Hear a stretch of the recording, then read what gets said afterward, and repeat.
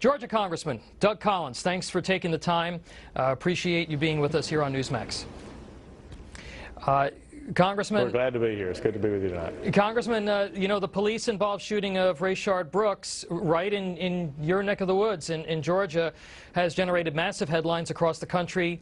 Democrats keep pointing to this issue of systemic racism and the need for additional police training and defunding of police as solutions to the unrest that we're seeing across the country. Does this make any sense to you whatsoever? No. In fact, what we're seeing is a vast reaction, especially the defunding police, and what we're seeing in New York City today. When you had AOC, the squad saying $1 billion wasn't enough out of the police, well, who is she actually going to call when she needs someone? You know, this is the problem that we're seeing. And the Rayshard Brooks case is a classic example of the overreach and politicization of this issue. The DA, Paul Howard, should have recused himself and let a special prosecutor DA to be put into that case, because he's in the middle of a runoff election, which he came in second.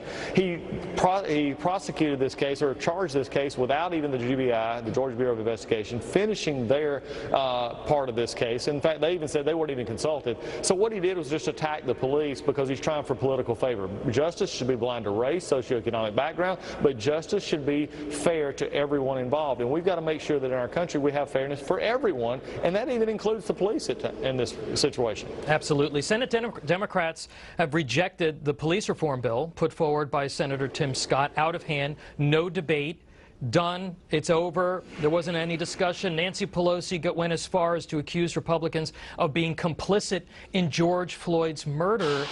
Do Democrats really have any they have any desire to solve any of these issues facing the country, or just, preserve this for the election and want to play to the mob?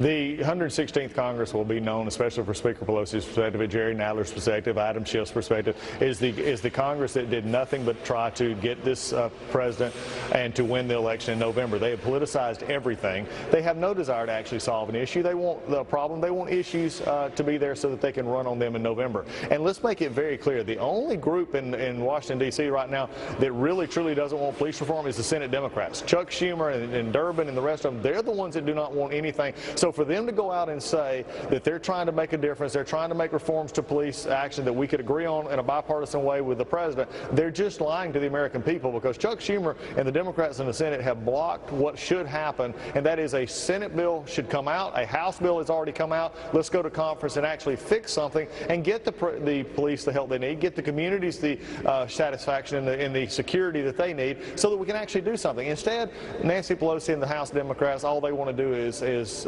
go off and spout off that they're trying to do something when in actuality they're not, and then cover for Senator Schumer and others who are the obstructionists to actual police reform in this country. Yeah, Joe Biden, Congressman, came out of hiding today. What did you think of his performance? It's his first press conference in 90 days. Fortunately, I didn't catch a lot of it, but what I did call it is probably Joe's best performance was in the basement. Look, there's a reason that some of their main Democratic consultants have said this is actually working. Keep him in the basement. I think there should be T-shirts made up that says "Free Joe Biden." If he's going to run for president, he's going to, he actually needs to tell the American people what he's for, not that he's not President Trump. He doesn't like President Trump. When you have trouble with facts, when you have trouble with issues like he is shown to be, I'm waiting for the fall when they do let him out of the basement, so to speak, that he gets out, and we'll see the clear contrast between President Trump and Joe Biden, and the American people are going to make their choice. But again, the fortunate thing you can do is not fortunately have to focus on Joe Biden, because it's a constant scratch your head moment, because most of the time he's not sure what he's supposed to be doing at that moment in time. Congressman, I just have time for one more question. Biden, one of the things that he talked about today is he slammed the president for not protecting seniors during COVID.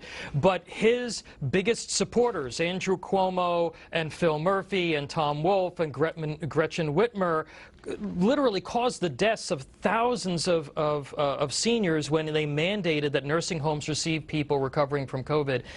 Will the Congress, should the Congress, bring these public health officials and these governors before the Congress to answer questions about what went wrong that took the lives of so many people? And will Republicans lead the way on that charge? Well, hopefully in the Senate they will. Here in the House, I mean, Speaker Pelosi has everything tied up in doing nothing, so we're not going to see any actual real investigations here in the House on anything, especially political allies such as Cuomo and others from New York and New Jersey. But, you know, look, I have a friend of mine who says hypocrisy is the coin of the realm in politics, and Joe Biden's pockets are full. His hypocrisy is just amazing when he talks about the president and others not doing anything, but yet in these states we see the problems sending, you know, folks back to nursing homes, not doing the things they have, putting the most vulnerable at risk. Again, hypocrisy says one thing and does another, and I think this is what we're seeing out of Biden, and we're seeing, frankly, out of the Democrats on Capitol Hill. Congressman, thank you so much for being with us. Keep up the fight. Really appreciate it.